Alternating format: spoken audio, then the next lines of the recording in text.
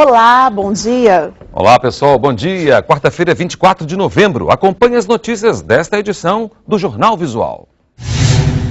Perigo nas estradas. Caminhoneiros insistem no uso de medicamentos para driblar o sono e põem em risco a vida de motoristas. O número de estudantes da classe D nas universidades é 5 vezes maior. E ainda, hoje é dia de ficar por dentro do que acontece no nosso futebol. O Jornal Visual começa agora, o único em rede nacional que você assiste em Libras. Um risco nas estradas do país. Para driblar o sono e passar mais tempo na estrada, muitos caminhoneiros ignoram o perigo e insistem em usar medicamentos. As anfetaminas são drogas sintéticas que estimulam o sistema nervoso central e fazem com que o cérebro trabalhe com mais velocidade. Os chamados rebites, como são mais conhecidos, utilizados por alguns motoristas, foram tema de estudo deste patologista e professor da Universidade Federal de Sergipe. De acordo com ele, dos 114 caminhoneiros entrevistados, 48% admitiram que fazem uso sim dos estimulantes. Mas a combinação desses medicamentos com a estrada pode ser bem perigosa. As anfetaminas, elas têm uma meia-vida de ação, então geralmente em torno de 6 a 8 horas. Quando se encerra esse ciclo de ação dela, toda aquela capacidade que a pessoa tinha exacerbada, ela diminui rapidamente. Então a pessoa corre o risco, por exemplo, de cair num sono profundo abruptamente, é o famoso cochilar no volante. É 5 vezes maior o número de estudantes da classe D nas universidades nos últimos 7 anos. São quase 100 mil novos alunos por ano. Com mais alunos de baixa renda, aumentou também a média de idade dos universitários brasileiros. Najara chegou onde os pais não conseguiram. Faz o curso de Gestão de Recursos Humanos. A estudante trabalha como assistente de RH e paga a própria faculdade. A gente tem que bancar sozinho, então fica um pouco complicado. A tendência entre os alunos de famílias de baixa renda é procurar cursos que oferecem mais vagas no mercado de trabalho. Existe uma concentração maior na área de administração e negócios, e principalmente nos cursos tecnológicos, são cursos de menor duração, com rápida empregabilidade. Rápido também tem sido o crescimento do número de estudantes da classe D, com renda de até R$ 1.500 nas universidades brasileiras. Em 7 anos, o aumento foi de quase 5 vezes, segundo pesquisa do Instituto Data Popular. Passou de 180 mil para quase 900, 100 mil novos universitários por ano. Essa maior presença da classe D em cursos superiores fez a média de idade dos estudantes universitários brasileiros subir de 25 para 26 anos. Isso porque, quanto menor a renda, maior é a idade dos alunos. E isso se deve basicamente porque ele não consegue concluir o segundo grau e entrar diretamente na universidade. Ele tem que trabalhar antes até para ajudar no sustento da casa. É o caso de Najara. Ela vai se formar com 31 anos. Grávida de 8 meses, precisou trancar o curso por 1 ano, mas pretende voltar.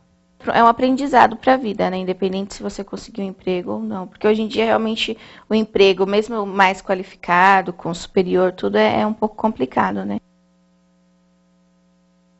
Hora do esporte.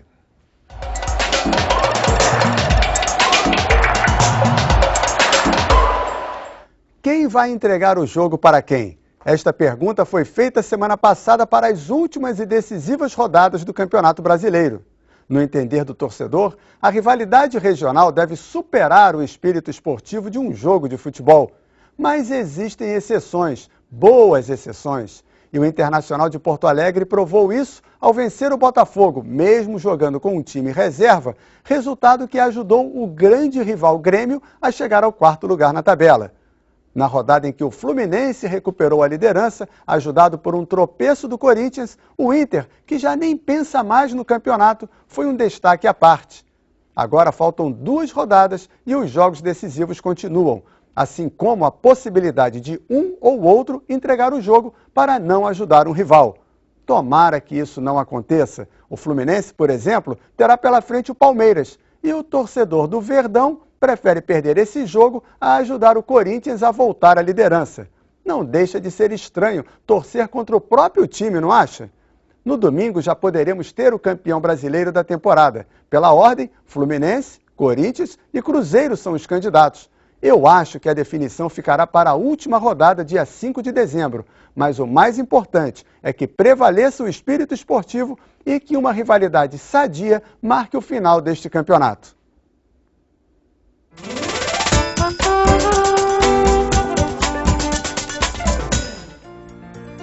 Amendoim,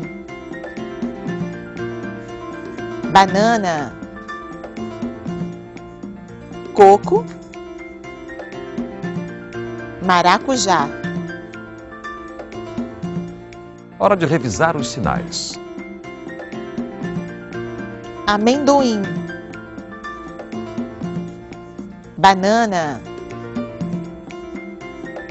coco, maracujá. Você vai conhecer agora o trabalho de cuidadores de idosos. No Piauí, voluntários tornam o dia de homens e mulheres que foram deixados em abrigos e esquecidos pelas famílias mais alegre e cheio de carinho. O cuidador de idosos é uma ocupação reconhecida pelo Ministério do Trabalho e Emprego desde o ano 2000. Neste abrigo, Giliardo é cuidador dos idosos do sexo masculino e trabalha aqui há 6 anos, onde já se qualificou e ama a profissão. Sempre gostei dos idosos, né? Eu vi que as pessoas que não teve, a família abandonou, não quis cuidar, ou os filhos não pôde cuidar, talvez. Idosos como o senhor Ribeiro e o senhor Raimundo, que moram no abrigo há 12 anos e são muito gratos por receberem cuidados importantes e só agradecem. Todos são legais, não tenho que dizer nenhum. Todos são bacanas, ótimas pessoas. Tem questionando tudo, beleza com a gente, trata a gente muito bem, né? Há 12 anos é 12 dias, né? A gente conhece muito bem o ambiente. Existem também os cuidadores voluntários. Amigas se reúnem uma vez na semana para desenvolver atividades com os idosos, o que para elas é um momento único de poder compartilhar alegria. Para a gente é muito gratificante, porque quando a gente vem aqui, sai da rotina deles, né? A gente procura trabalhar com atividades que possam integrá-los, né? E, de certa forma, que eles possam saber que eles estão produzindo algo, né? E a gente já está muito entrosado, muito amigo de todo mundo. E prova de tanta alegria é Dona Helena, de 69 anos, que declara o carinho especial que recebe dos visitantes. É só a alegria dela, gente, faz eu ficar muito alegre, com toda a simpatia, assim como eu recebo vocês, viu? Eu já gosto dela de verdade, igual ser filha minha. Colecionar e guardar coisas antigas é uma mania que muita gente tem, não é isso? E aprende cedo com os pais e avós. Mas cuidado, não pode ser com exagero, hein? Colecionar e guardar coisas é um hobby que muita gente aprendeu com os pais ou os avós. E é comum especialmente entre os mais velhos.